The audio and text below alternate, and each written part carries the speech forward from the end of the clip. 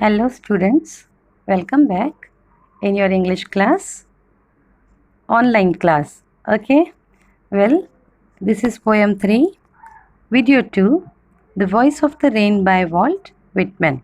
Okay, children, shall we continue the stanza wise explanation in this session? Last session we have covered up The Voice of the Rain summary.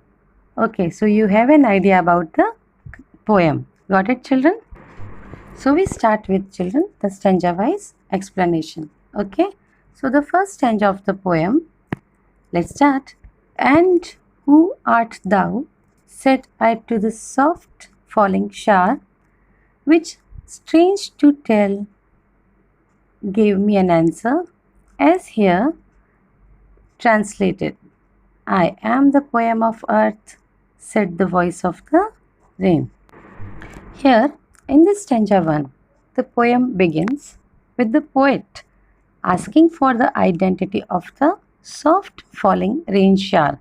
The poet is asking from the rain, who is it? Much of the surprise of the poet, the rain replies to his question, which the poet translates for his readers. Poet only understood the language of rain, but he translates for his readers. Okay, the rain in its own voice tells the poet that she is the poem of this earth. She is song of the earth. The rain is trying to say that as music or poetry gives pleasure to human beings, the rain gives happiness to Mother Earth and all living beings on this Mother Earth. Understood, children? Let's go to stanza 2.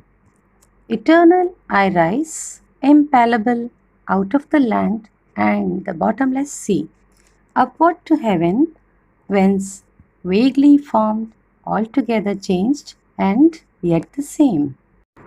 Here the poet explains that the rain is an eternal process, but it takes different forms at different times. It rises from the land and deep sea in the form of intangible water vapor and goes up to the sky. There it takes an indistinct shape in the form of clouds. You got it, children?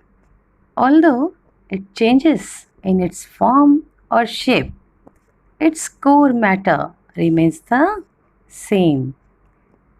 Since vapor and clouds contain water, they can get transformed, changed into the other. The word impalpable and eternal indicates that the nature is not fully understood and some part of it always remains beyond our reach. As you have seen, children, the rain has taken different forms in form of cloud, before that vapor, and then after it comes down in form of water or rain. This process goes on and on. This cycle goes on and on. Stanza 3. Descend to left the draughts, atomies, dust layer of the globe, and all that in them without me were seeds, only latent, unborn. In these lines, in stanza 3, the raindrops pour down from above, from sky, to wash away draughts, sukha, and dust layers, enveloping earth. वो जो dust layer धरती के ऊपर एक layer बना के रखी हुई, उसे साफ करने आई है ये बारिश. It satisfies the thirst of the dry earth and heals everything that is degrading and is lying lifeless. This rain has come to bring life in those lifeless things which were lying dead. Got it, children? The showers remove the dust. बारिश की बूंदें, बारिश की बौछारें धूल के कण, मिट्टी के कणों को धोने आए हैं. And make the earth clean and green. The rain also helped in the germination of seeds which were lying dormant due to a dry spell. ये बीज जो धरती के अंदर लाइफलेस पड़े थे, बारिश के आने के बाद they just get a life in them. Understood, children? So the rain brings lots and lots of life and energy on earth, making it beautify. Now stanza 4.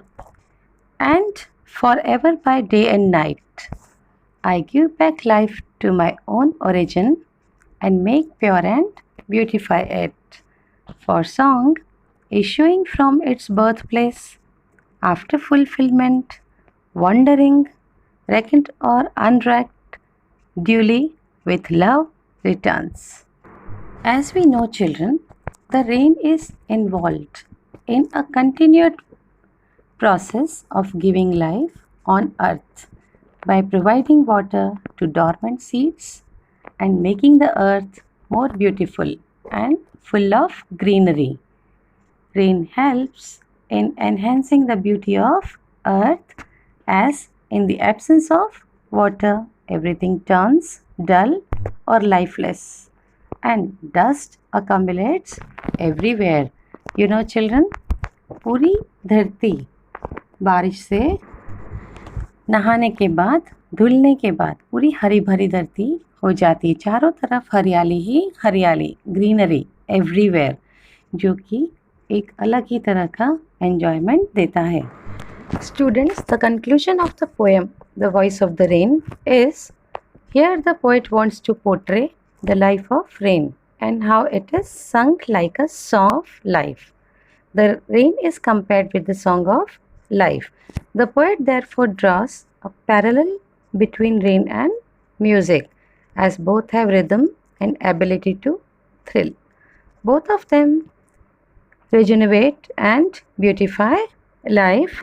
Children, as the rain is like a song that originates from its birthplace, just like the heart of the singer, and rain from earth, and it travels to fulfill the earth's need and wanders, it finally comes back to the place from where it originated. Where it is ruined or not, it returns to the original position with a lot of love to its birthplace.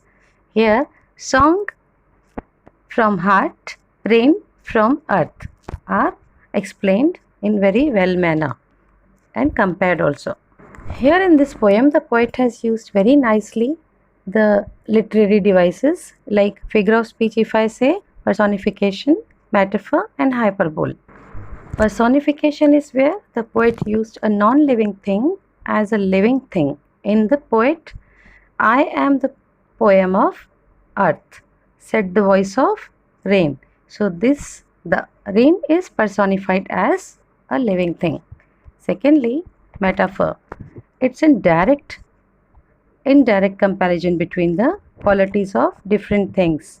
I am the poem of earth. Rain is being compared to a poem. Next, the poet has used hyperbole. It is exaggerated statements like bottomless sea. The rain has come from the bottomless sea. So it is exaggerated over here. Got it, children? Students, here the poem ends and also the end of the session is. We will see in next session, in next story of Hornbill. Till then, take care of yourself and have a good revision of it. Thank you and have a nice time.